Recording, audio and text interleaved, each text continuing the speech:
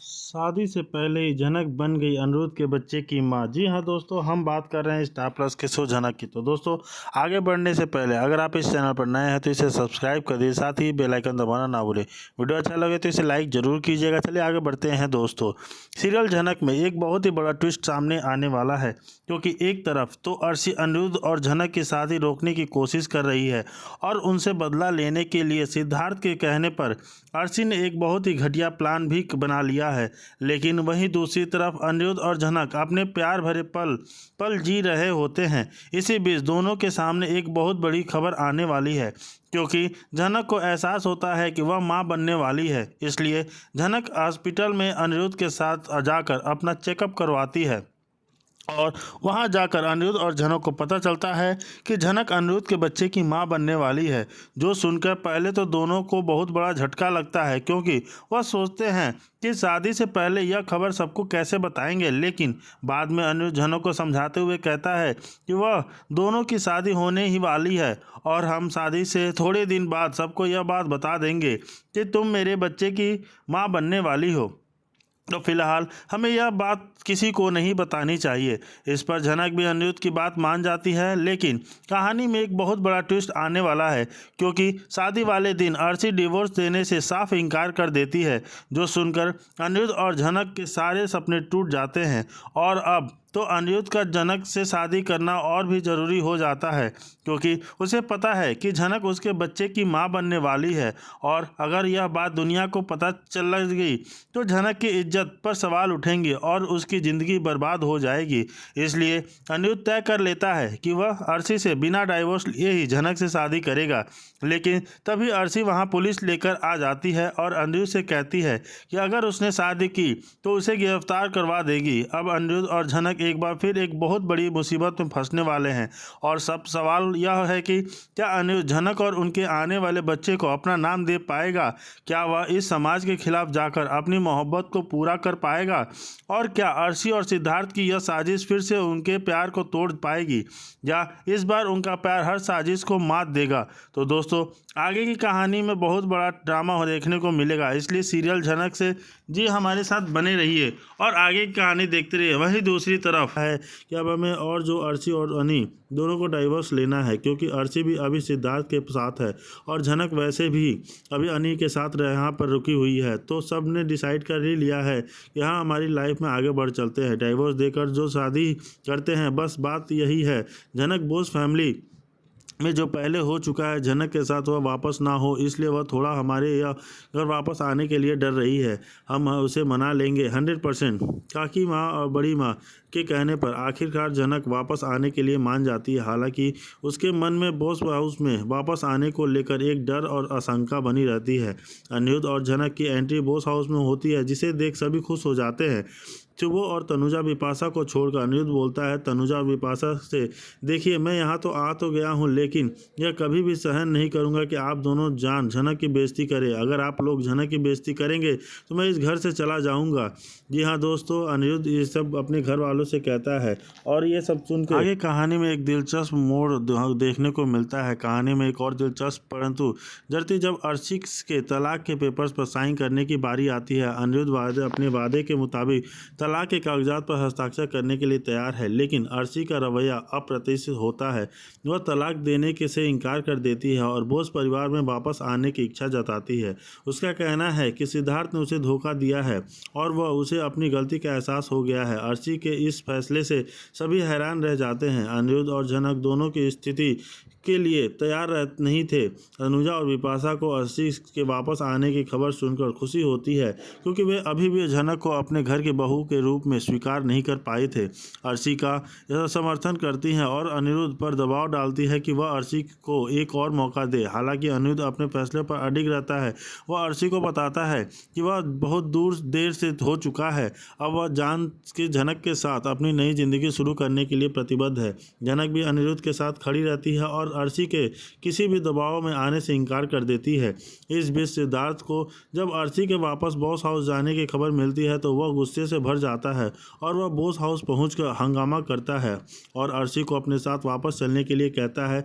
इससे घर के और भी तनाव बढ़ जाता है। दादू भाई परिवार के मुखिया होने के नाते स्थिति को संभालने की कोशिश करते हैं। वह अर्शी और सिद्धार्थ दोनों से शांति बनाए रखने के लिए अपील करते हैं। वह अनिरुद्ध से भी बात करते हैं और अपने अपने फैसले पर विचार करने के लिए कहते हैं। अनिरुद्ध एक मुश्किल दुविधा में फंस जाता है। एक तरफ उसका अतीत है तो दूसरी तरफ उसका आने वाला कल, दूसरी तरफ उसका वर्तमान और भविष्य है जो शान के झनक के साथ जुड़ा हुआ है। झनक के प्रति उसका प्यार सच्चा और गहरा है और वह किसी भी कीमत पर उसे खोना नहीं चाहता। झनक भी इस स्थिति से परेशान है और वह अनिरुद्ध पर पूरा भरोसा करती है, लेकिन अर्शी और सिद्धार्थ के ड्रामे से वह अंदर ही अंदर घुट रही है। उसे डर है कि कहीं अनिरुद्ध अपने परिवार के दबाव में आकर अपना फैसला ना बदल दे। कहानी में एक नया ट्विस्ट तब आता है जब यह पता चलता है कि अर्शी की वापसी के पीछे तनुजा और विपाशा का हाथ है। उन्होंने अर्शी को सिद्धार्थ के खिलाफ भड़काया था और उसे बॉस हाउस वापस आने के लिए उकसाया था ताकि वह झनक को घर से बाहर कर सके। जब अनिरुद्ध को इस साजिश का पता चलता है तो वह गुस्से में से आग बबूला हो जाता है। वह अपनी माँ और भाभी को जमकर बरसाता है और उन्हें उनकी नीच हरकतों के लिए फटकारता है। वह उन्हें स्पष्ट रूप से बता देता है कि वह चाहे कुछ भी कर ले, वह झनक का साथ नहीं छोड़ेगा।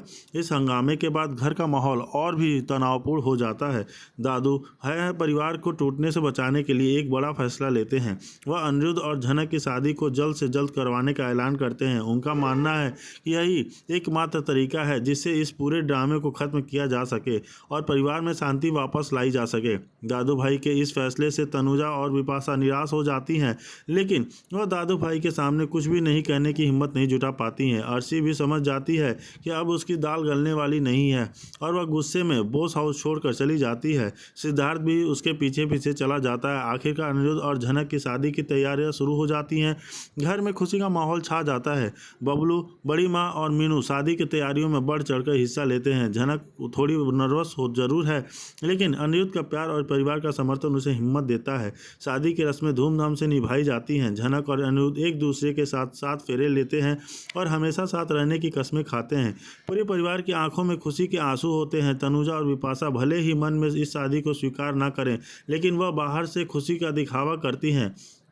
दादू भाई उन्हें समझाते हैं कि अब उन्हें झनक को अपने परिवार का हिस्सा मानना चाहिए और पुरानी बातों को भूलकर आगे बढ़ना चाहिए। शादी के बाद झनक को बोस परिवार की बहू बनकर घर में प्रवेश करती है। अनिरुद्ध उसका गर्मजोशी से स्वागत करता है। धीरे धीरे झनक अपने अच्छे स्वभाव और प्यार से सभी को अपने बना लेती है। तनुजा और विपाशा का रवैया भी धीरे धीरे बदलने लगता है।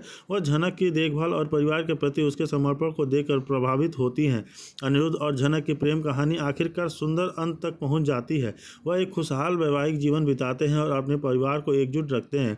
उनकी कहानी यह सिखाती है कि सच्चा प्यार हर मुश्किल को पार कर सकता है और रिश्तों में विश्वास और समझदारी बनाए रखना कितने ज़रूरी होता है। लेकिन कहानी यहीं पे खत्म नहीं होती है। बहुत जल्द एक नया मोड़ आएगा इस कहानी में।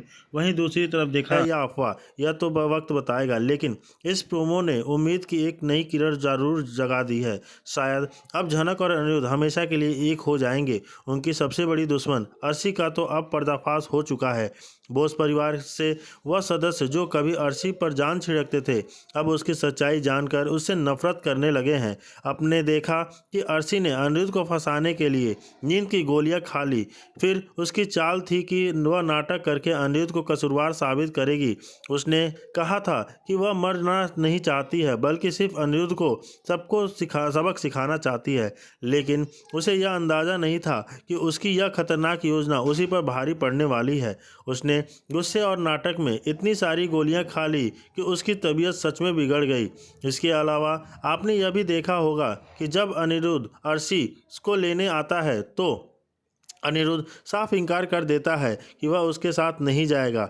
वह अब झनक के प्रति अपने प्यार को महसूस करने लगा था और अर्शी के धोखे से पूरी तरह टूट चुका था। अनिरुद्ध का यह दिल इनकार नहीं अहंकार को बुरी तरह आहत करता है। इसी गुस्से में वो कहती है कि वह तो सिर्फ दिखावा कर रही थी। अनिरुद्ध, अब मैं किसी की हो चुकी हूँ और वह है सिद्धार्थ। सच कहूँ तो अब मैं सिद्धार्थ से प्यार करने लगी हूँ और उसी के साथ अपनी ज़िंदगी बिताना चाहती हूँ। यह कहकर वह रोते रोते अनिरुद्ध से यह बात कहती है, जबकि अंदर ही अंदर वह अपनी हार महसूस कर रही थी।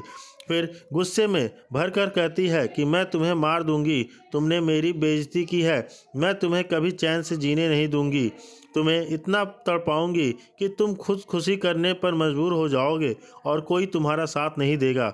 वैसे भी तुम्हारे माँ बाप तो हमेशा मेरे ही साथ देते हैं और उन्हें कभी विश्वास नहीं होगा कि मैं तुम्हारे साथ यह सब कर रही हूँ।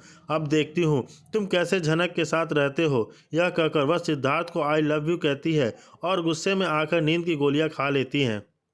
लेकिन उसे यह नहीं पता होता कि उसकी सारी बातें उसके ही फ़ोन में रिकॉर्ड हो रही हैं, क्योंकि गुस्से में मेमो अपना फ़ोन बंद करना भूल गई थी और रिकॉर्डिंग का बटन ऑन कर गया था। दूसरी तरफ झनक और अनिरुद्ध के बीच एक छोटा सा रोमांटिक पल भी आता है, जिसमें अनिरुद्ध झनक को गले लगाकर उसकी गोद में सो जाता है। वह पल दोनों के बीच पनपते गहरे रिश्ते का प्रतीक था, एक ऐसा सुकून भरा लम्हा जो उसकी मुश्किल भरे जीवन में थोड़ी शांति लेकर आया था। अगली सुबह जब अर्शी को अस्पताल ले जाया जाता है तो उसकी हालत बहुत नाजुक हो जाती है, क्योंकि वह तो सिर्फ नाटक कर रही थी, पर उसे नहीं पता था कि दवाइयाँ उसके शरीर पर कितना बुरा असर कर जाएंगी। डॉक्टर ने बहुत कोशिश करने के बाद उसे होश में आता है, लेकिन उसकी हालत अभी भी स्थिर नहीं थी। पर तभी सृष्टि भी अस्पताल पहुंचती है। आपने देखा होगा कि पहले वाली सृष्टि पूर्व गांगुली की जगह अब नई सृष्टि आई है और वह आते ही अपना असली रूप दिखाती है। उसकी आंखों में अनिरुद्ध के लिए नफरत साफ झलक रही थी। वह सीधे अनिरुद्ध पर आरोप में गिरफ्तार करने की बात करती है। अनिरुद्ध कहता है कि ठीक है आंटी, मैं ज़रूर चलूँगा जेल, लेकिन उससे पहले मैं अर्शी के साथ अपना रिश्ता तोड़ चुका हूँ और मैंने ऐसा कुछ भी नहीं किया जिसकी वजह से अर्शी आत्महत्या करने की कोशिश करे। और जो कुछ भी मैंने कहा वह मैंने अपनी फैमिली के सामने ही कहा था, आप चाहे तो उनसे पूछ सकती हैं। तब विनायक भी कहता है, देखो अनिरुद्ध बेटा, मैंने हमेशा तुम्हारा साथ दिया है, चाहे मेरी बेटी गलत हो या सही, लेकिन पिछली बार भी तुम्हारी वजह से ही उसने यह कदम उठाया था और आज भी अर्शी के साथ जो कुछ भी होता है वह सिर्फ और सिर्फ तुम्हारी वजह से ही होता है। अनिरुद्ध कहता है, हाँ अंकल, मैंने मानता हूँ कि अर्शी को जो भी होता है, लेकिन कल मैंने आपकी बेटी को क्या कहा था वह पूरी फैमिली के सामने ही कहा था और मैंने कुछ गलत नहीं कहा। और आप भी एक इंसान है। जब मैं अर्शी को प्यार नहीं करता तो मैं उसके साथ कैसे रहूँगा, आप ही बताइए अंकल। और अब हर इंसान को खुश कर रखने का अधिकार है, तो मैं क्यों ना अपनी खुशी झनक के साथ बिताऊं। और ना तो अर्शी मुझसे प्यार करती है ना मैं उससे, हम कैसे एक साथ रह पाएंगे कि आप वही बताइए। मुझे पता था कि अर्शी तो मुझसे कभी तलाक नहीं देगी, इसलिए ही मैंने यह कदम उठाया है। मुझे जेल भेजने के लिए तो मैं चला जाऊंगा, लेकिन अंकल मेरी एक बात सुनिए, अर्शी ने भी मुझे कभी प्यार नहीं किया। अगर वह मुझसे प्यार करती तो मेरी खुशी के लिए वही करती जैसे कि झनक ने किया। आपको भी पता है कि झनक के पास अभी भी वह हक है जिसकी वजह वह हकदार है, लेकिन उसने ऐसा कुछ भी नहीं किया जिससे आपकी बेटी को ज़िंदगी बर्बाद हो जाए। उसने खुद मेरे लिए कुर्बानी दी है, लेकिन कभी भी अर्शी मेरी खुशी के लिए एक काम भी नहीं कर पा रही है। और अब तो मैंने सुना है अर्शी को उसका एक नया दोस्त मिल गया है। विनायक कहता है, वह तो मुझे नहीं पता अनिरुद्ध, लेकिन अर्शी के साथ तुमने बहुत गलत किया। तब सृष्टि कहती है, हाँ विनायक, यह हर दिन अर्शी को टॉर्चर करता है और मैंने पुलिस को कॉल किया है, वह बस आते ही रहेंगे। अब मैं भी देखती हूँ कि इसका बाप कितना पैसा चुरा कर अपने बेटे को बचाता है। यह सुनकर सुबो और तनुजा एकदम से चौंक जाते हैं। तनुजा भी की आंखों में आंसू आ जाते हैं और कहती है, देखिए सृष्टि जी, हमने कभी भी अर्शी के साथ गलत नहीं किया है। इनफैक्ट हम हर कदम पर अर्शी को सपोर्ट किए हैं, क्योंकि हम अर्शी को अपनी बेटी जैसी ही मानते हैं। नाटक की तरह हम अपने बेटे के खिलाफ जाकर अर्शी के लिए खड़े हुए हैं। तो आज आप यह क्यों कह रही हैं, अगर अनी को जेल होगा तो अनिरुद्ध के पापा पैसा चुराकर अनी को वापस लाएंगे? हम इतने भी बुरे नहीं हैं कि हमें किसी का पैसा चुराना पड़े। सुबह